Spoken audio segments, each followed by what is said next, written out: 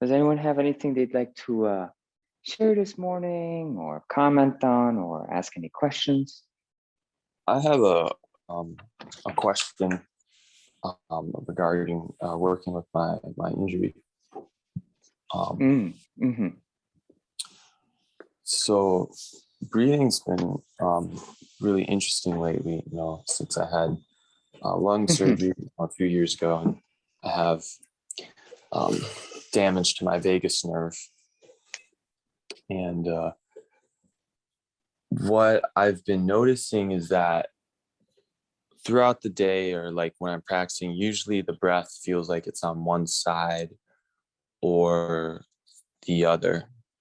And a lot of times it feels like when I go to open my breath when I'm training, or when my breath opens, one side will open, but not the other.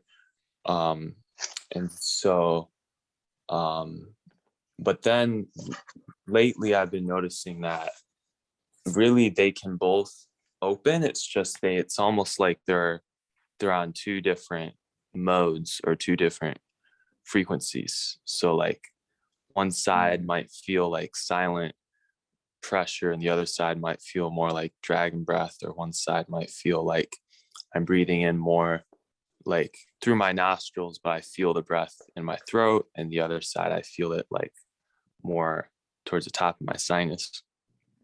And there's been this this feeling that I'm not really sure what it is. And actually my question, really, I just wanted to kind of share and see if you had any input. And I was curious what this was, because I thought you might know what it was. But there's this feeling where the left side, which has the damage, where when I start breathing, it almost feels like my throat is dry, or my mouth is dry, but just on like the left side. And sometimes I'll taste like metal, like iron in my mouth, but it will only be like on that left side, and the sensation almost of like dryness goes all the way down. And as far as I can tell, it's not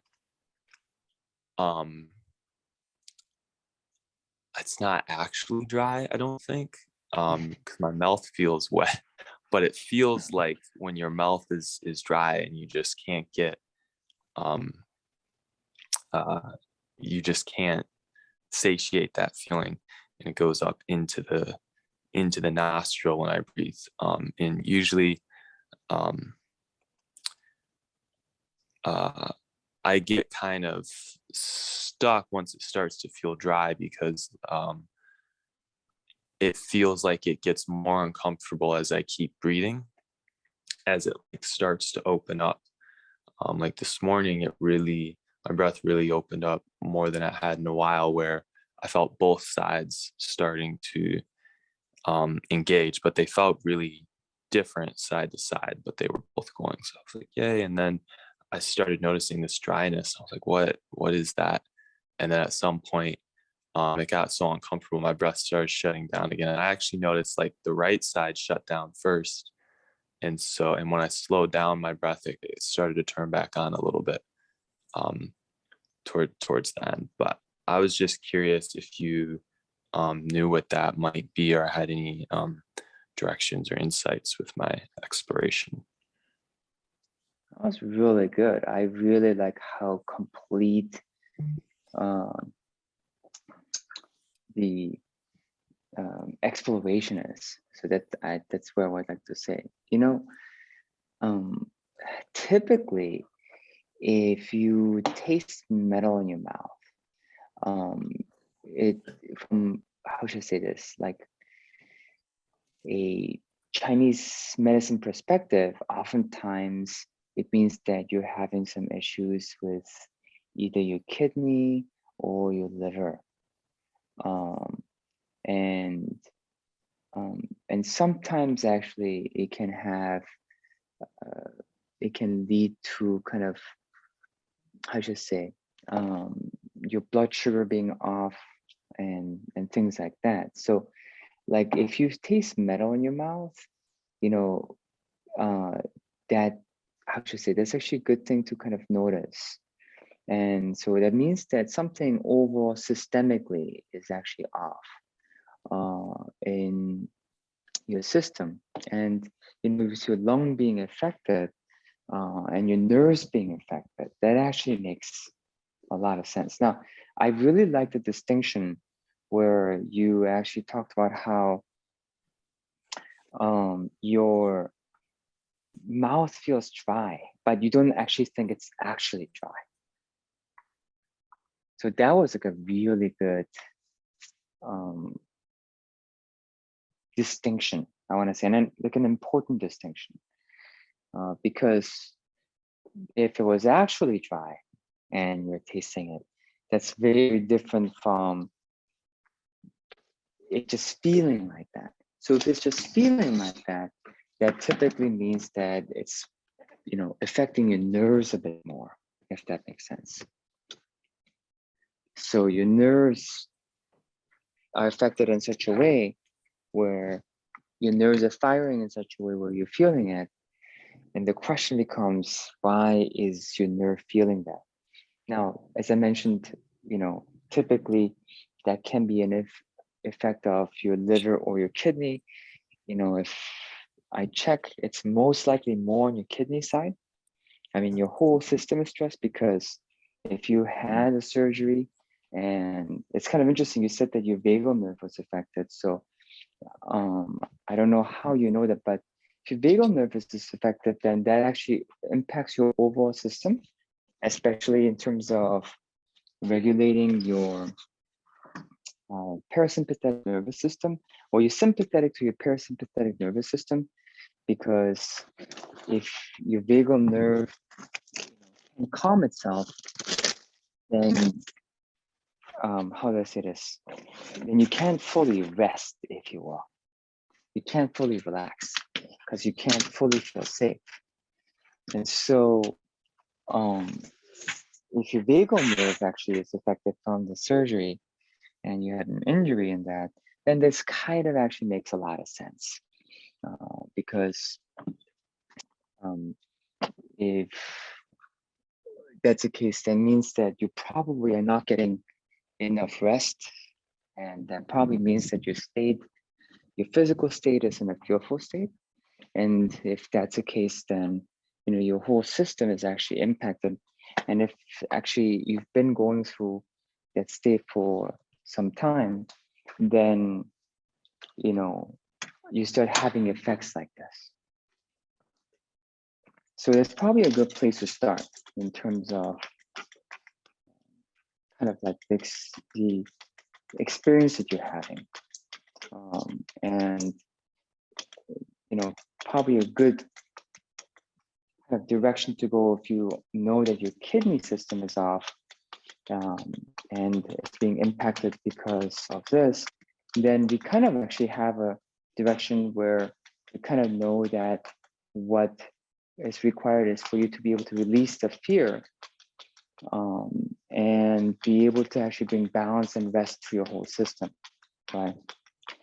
Now, I feel like, that's not always actually possible, but the kind of exploration that you're doing is really good because it's bringing a lot more awareness. So I want to actually recommend that you continue doing the kind of exploration that you've been doing. But on top of that, what I would actually recommend is that kidney is the water element.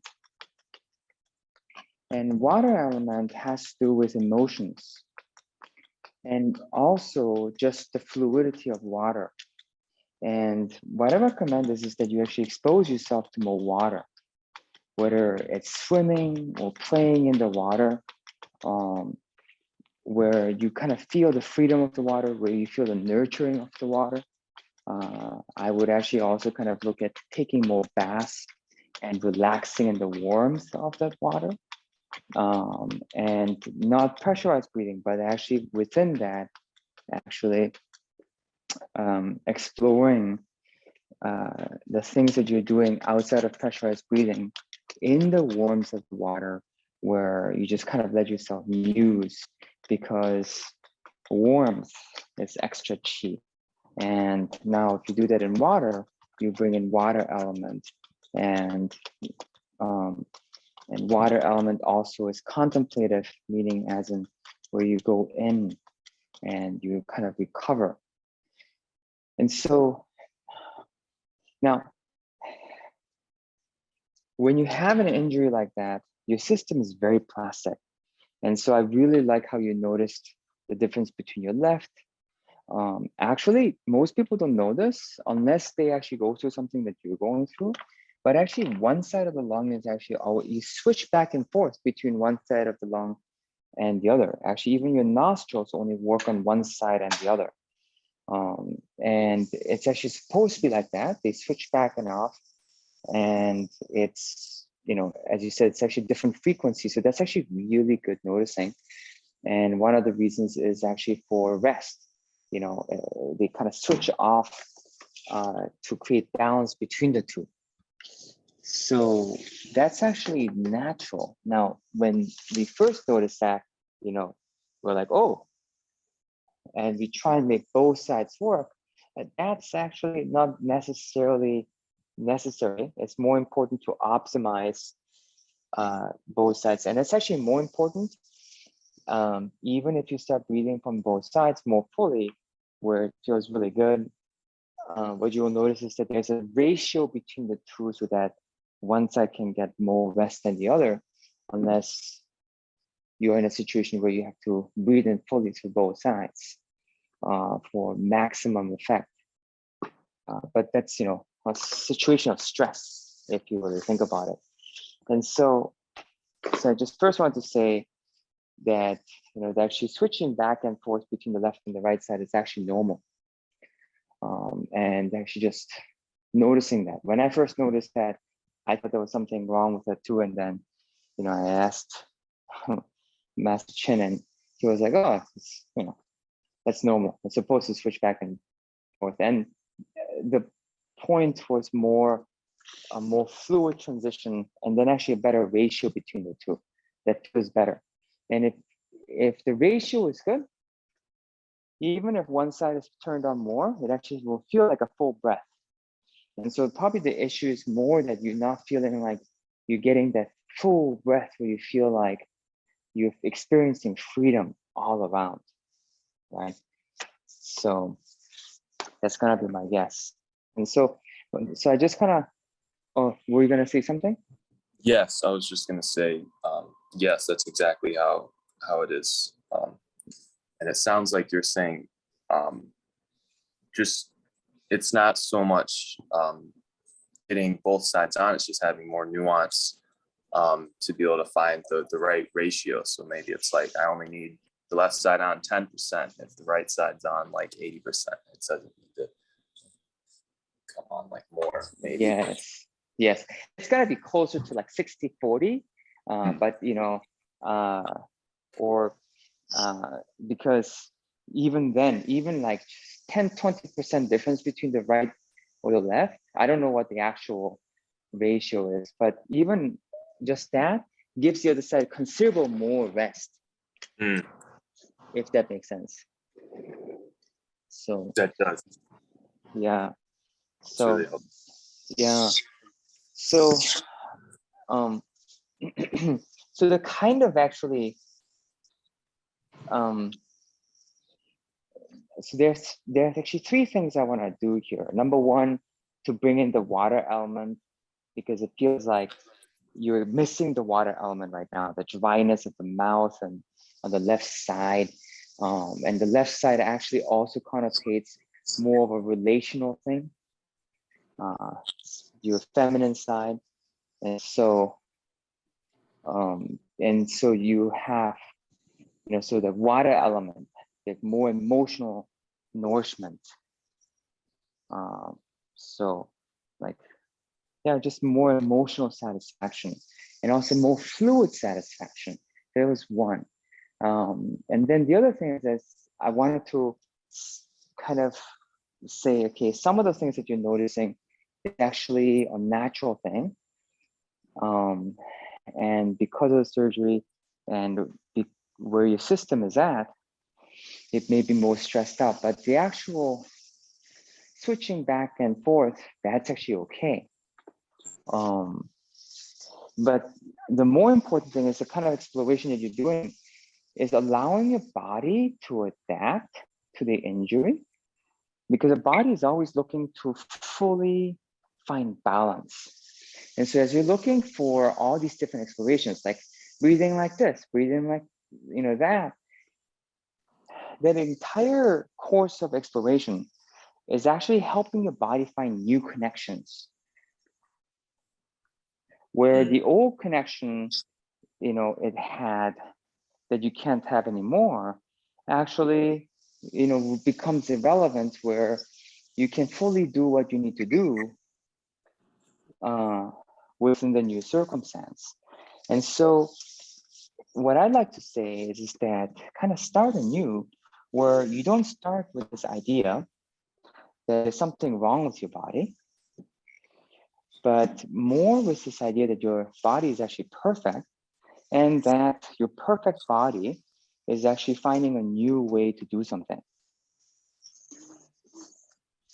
that's going to bring the kind of balance that you want. And so I wanted to kind of just change the view, because, I've seen, actually, I'm trying to remember, it's kind of interesting. If you look at the Taoist sages, the eight immortals, and go and read up on it, there's not a single one in there who, among the eight immortals, who actually is someone that you'd respect naturally. They're all messed up. There's a lot, they all have issues. Um, and there's a lot of grace in that. It's like a real Taoist perspective that inherently whatever the universe created and whatever happened out of that actually, is a yin and the yang. It's neither good nor bad. But, within what happened, there's an actual blessing and there's a curse. And the Tao Te Ching actually talks about that. It talks about how, if you call something good, then that means that there's something bad. You can't fully accept and appreciate the wonders. Now, that doesn't mean that what you're going through isn't difficult.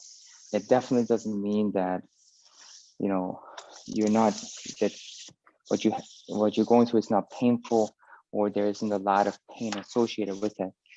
And so I'm not saying that, I'm not trying to invalidate that experience. That experience is definitely difficult. But let me just say this, because of this injury, the kind of exploration that you're doing are the kind of explorations that I've only actually really witnessed among higher practitioners who've been practicing for really just, decades, where they've been practicing for so long that they become so nuanced that that's actually just naturally what they do.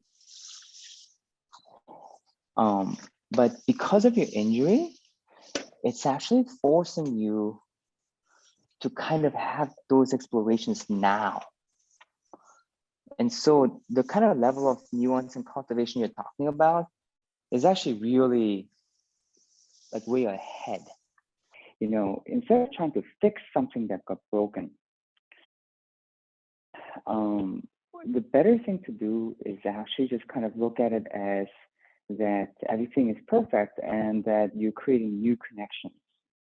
That your body is perfect as it is, and that you're perfect as it is, and that basically you're adapting to a new situation, and you're learning how to learn a new skill until it becomes natural to you. And when your body fully adapts, then you will actually be able to do everything that you're looking for, because the human ability to adapt is just really infinite. And that's why I mentioned the immortals, because if you look at the immortals, a lot of them actually had significant issues, and because of those significant issues, they became masters. And also, it shows that whatever it is that they, their dysfunction that they were born with or that they had actually became their blessing.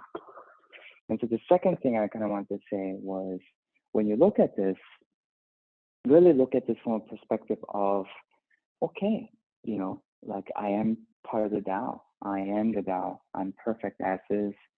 And now, I get to create something new. Like I get to create a new connection.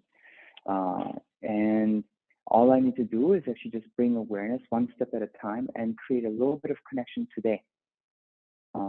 And it's no different than like learning the form or anything, where in the very beginning, it didn't work too well.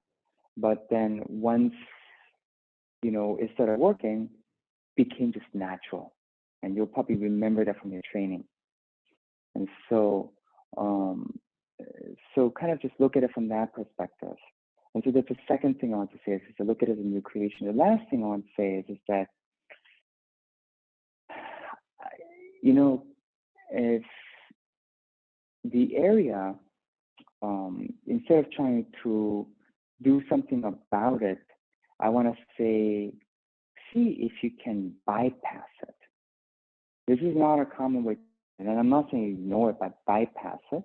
So if you can't do something, find a new path, like be like water. Again, the water element is coming in. And the reason I say that is because, ironically, the area will heal from release. And so you'll notice that the area where you got injured, if you feel into it, it's holding a lot. And it's holding a lot, like anything, if you mess with it, then it just gets more and more irritated. And the more you mess with it, the less of a chance it has to heal, actually. But if you give it space, and if you give it safety, and if you allow it to release, then ironically, the area will save. Now, once in a while, you'll have a natural desire to work on that area itself. But it's actually better to only go there when you're called to, and the rest of the time, I would actually look at, even if there's pain, don't look at that area, but come out of that area to see what else you're being called to in the rest of your system.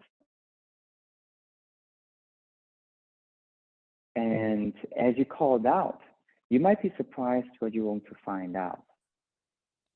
And so, in summary, what I'd like to say is that the things that I'd like you to try, and I want to say try, and the reason is because I want this to be an ongoing journey for you. And I want you to get more ideas. Like if you try, after trying these ideas, if you want some new input, I want you to come back for more, because it is an ongoing journey of learning a new skill, if you will. And so the first thing I'd like to say is that play more with water. Play a lot more with water, like actually swimming in water, being in water, or just taking more baths, where you can actually just be in water and allow these explorations to happen within water. Bring up more water images. Actually use more water images to heal even the area, or even when you're using chi, where you're using water element chi to wash the area out. Number one. Number two, start from the place where you're perfect. And that everything is happening, not because you're damaged, but because you're perfect. And then last, don't focus on fixing the area. Think in terms of more release and giving it space, but actually seeing what your system wants to do as a whole, and what your system is directing you to do. And if you put your attention away from what you believe is damaged, then actually you will learn a whole lot about your system and see how it's trying to heal and how it's trying to make connections, and you will help it make the connections it's trying to make, instead of being fixated on what's not working. And those are the three things I'd like to give kind of as a broad guiding post, with the water element being just something more specific you can try. That's super helpful. Thank you so much for the feedback. That's really affirming to some of the things that I've been noticing, where sometimes when I work on my other organs, it gets a lot of relief, but then there's always this feeling to go and kind of mess with it, but that doesn't always go so well. Yeah, right. Okay. And that comes from fear. And it makes sense. The fear is that that part will never be okay. So you keep going back to mess with it because you're afraid it's never going to be okay. Yes. And that's the second part. That's why you want to start from everything is perfect. You're perfect. It's perfect. Okay. I'm Now, really glad I asked this. Thank you so much, Master Kim. Bowing to you. you're welcome. Bowing back. Okay. So now I gotta scoot. So if anyone else had any questions, my apologies, please write in. But you have a great rest of the day. Thank you, Master Kim. Thank you, Master Kim. Welcome. Thank you, Mr. Welcome. Thank you, Mr. Kim. Welcome. Bye.